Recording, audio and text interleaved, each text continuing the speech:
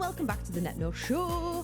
And this episode, we're going practical today. This episode is all about how to read the room. So we've gone to a networking event, we're excited, we're there, we walk in, we get ourselves a cuppa, and then you look around the room and it's like, right, how do you initiate that conversation? This often, when I'm delivering networking training, networking skills, this is something that always comes up in conversation. Like, how do I approach someone?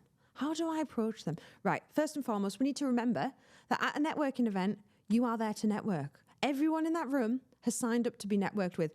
I did, however, go to a networking event once, and it was in a bar, and it was like mixed in with the public, and I did go up to someone and be like, hi, like, nice to meet you. What do you do? And he's like, I'm just waiting for my wife. She's in the bathroom.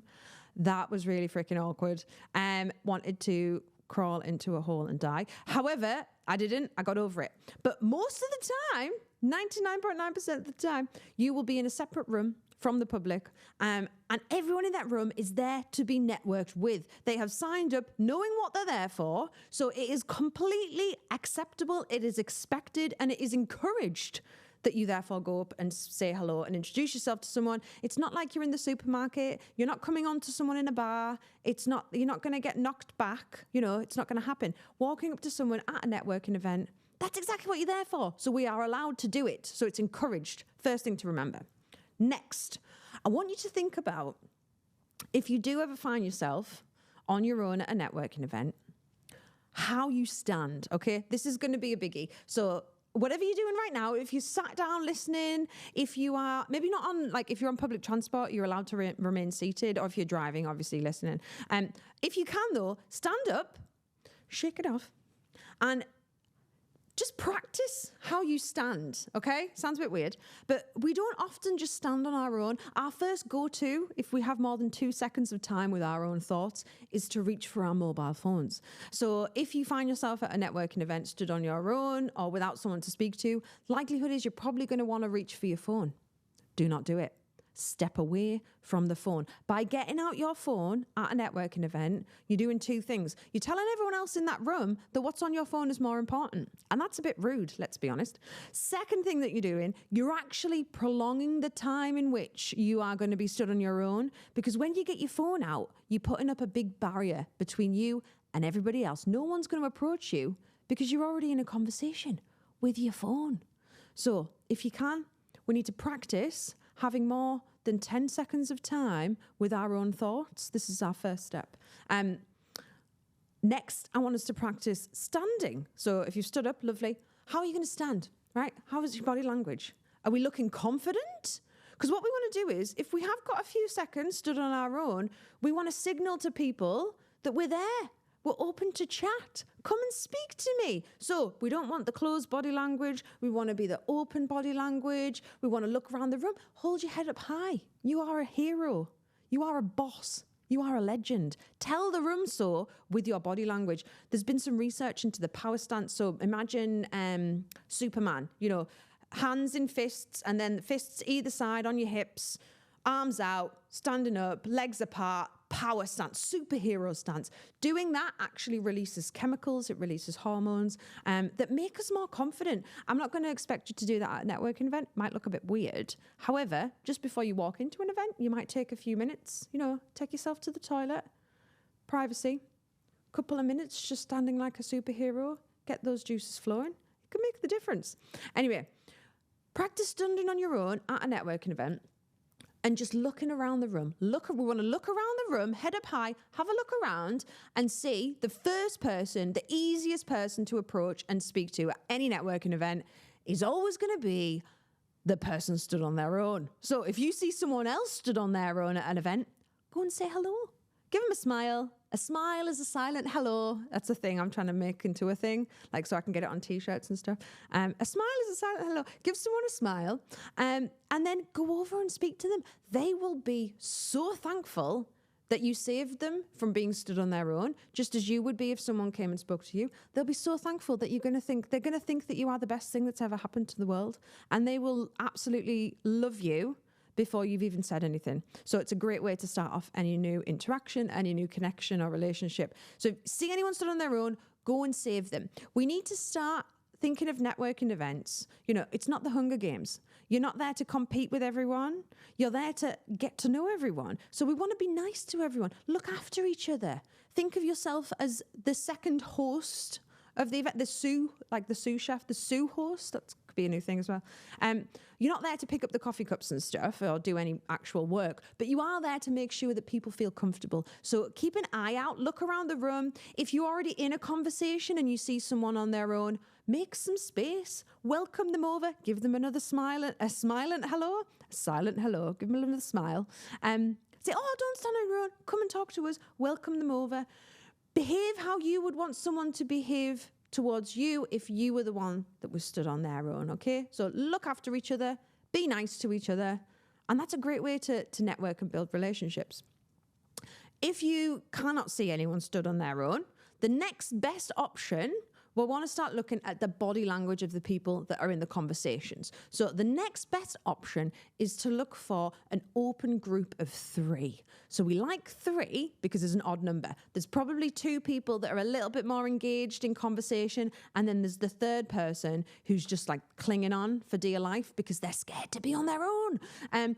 Or you've got 3 people, again, who have the open body language, and when I say open, it means that they're not all facing inwards. They're not all like directly engaged looking at each other. It's open body language, so there's quite a bit of open space there. That's an indicator that they've probably said everything they've got to say to each other, but they don't actually know how to escape. We're going to cover that in another episode. They don't know how to leave, so they end up just kind of standing in a line almost, like next to each other, and just kind of like, and then if you listen to what they're talking about as well, it's probably very surface level stuff. It's about the parking, about the weather, about the coffee. So listen to what they're talking about, look for that open body language, and then just simply go over. I love a group because when we approach a group, you'd think groups are scary, but actually groups are sometimes easier. A nice little open group like that, you can go pop yourself over and say, hi, oh, sorry to interrupt. We haven't met yet. And then, do you all know each other? That's a lovely, lovely one-liner. Do you all know each other? And then they usually go, oh, no, we've just met each other. And you're like, oh, really? Oh, well, what do you all do? And then suddenly you're in a group of 4.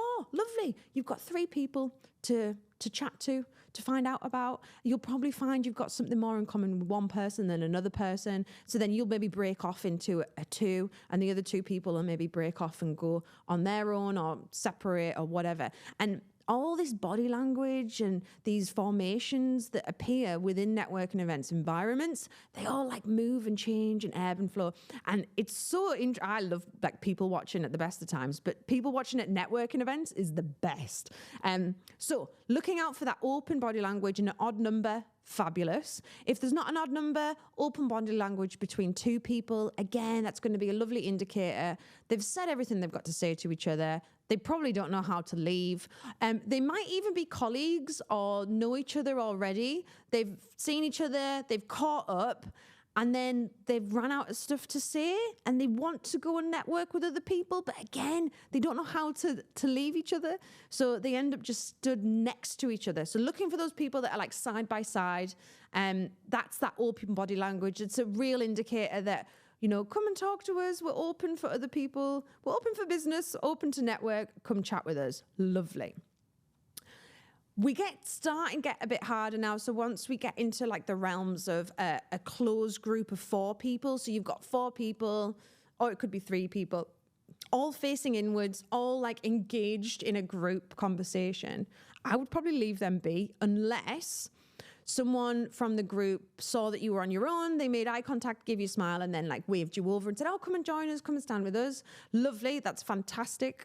Great networking skills there. Or if you hear that they're talking about a subject that you are either really interested in or really passionate about, then like go over and say, oh, like, sorry to interrupt. I heard you were talking about, I don't know, artificial intelligence or whatever you're interested in. I heard you were talking about AI, and I'd love to know what your thoughts are. And then they'll make space and they'll let you in the conversation. Again, we're not competing. It's not like, these are my friends, you're not allowed to play with us. That's not the crack. You're at a networking event. Everyone is there to network with each other and access that knowledge. So again, if you hear people talking about something that you're interested in or passionate about, do go over and they'll make space and allow you into that conversation, which is lovely. The final conversation that I would absolutely leave be is that closed one-to-one. You've got two people who are clearly like engaged in a conversation. They're facing each other. You know, they're interacting back and forth. They're listening. They're engaged in that conversation. Leave them be. If one of the people in particular you specifically really want to talk to, maybe they've just delivered a keynote speech or something, or there's someone that you just have been wanting to talk to for a while, stand in their eye line. So the person that they're speaking to, stand social distance behind them. So you're not eavesdropping, you're not like on top of them. Give them some space, but stand in the eye line of the person that you do want to speak to so that they know that you're waiting to talk to them. That way, when that conversation between those two comes to a natural end, rather than just being prolonged and then doing the open body language thing and waiting for someone to come chat to them, when it comes to a natural end, they will end it and then they will come over and have a chat with you. And sometimes at like events, larger events, conferences, the speakers will have like a queue of people waiting to talk to them. We all like to stand in an orderly queue, which is lovely to see. It's very polite. You can chat with someone in the queue and be like, oh, what are you waiting to? Are you waiting to ask a question? What were did you like the talk they did? Spark a conversation while you wait. It's a great way to network while you're waiting for the specific person that you're looking to network with. So it's all about just reading the room, reading the body language. Go next time you are at a networking event, if there's like a balcony bit that you can maybe stand on for 5-10 minutes, have a little look down and see if you can spot the different formations of people, or take yourself out for a coffee. And again, just watching people's body language and how they interact with each other. And you'll be aware of it next time you're at an event that you do these things as well. You'll, have, I'm in a closed conversation right now. And then it'll come to an end and you'll go, I'm in an open conversation now. It must mean I'm ready to go and chat to someone else.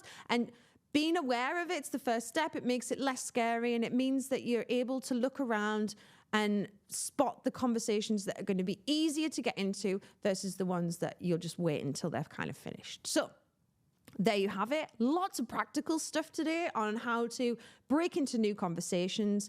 And once you've done that first step, that's usually the hardest bit. So if you can do that, get some practice going, try it next time you're at a networking event, see what formations you can find. And remember, everyone is there to network just like you, and they want to meet you. So give them the chance by going over and saying hello, or give them a silent hello with a little smile, but not in a creepy way, because that won't help. So that's it for today. Hope you've enjoyed it. Make sure you subscribe, press the bell, get in touch if you've got any ideas or comments, and I'll see you over at the next episode. A Liquid Studios production.